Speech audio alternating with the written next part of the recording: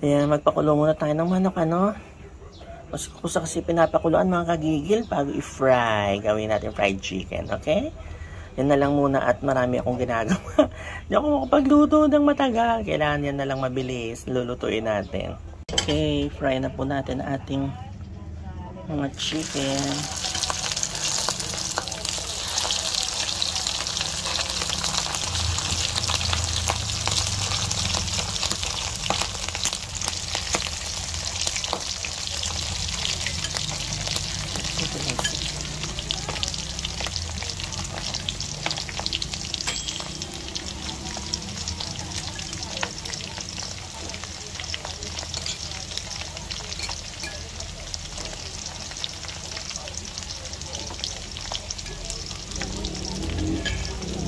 Malapit na ang ating chicken.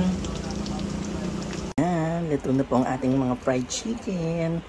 Kain na tayo mga kagigil. Ay, sarap-sarap. Juicy inside, crunchy outside.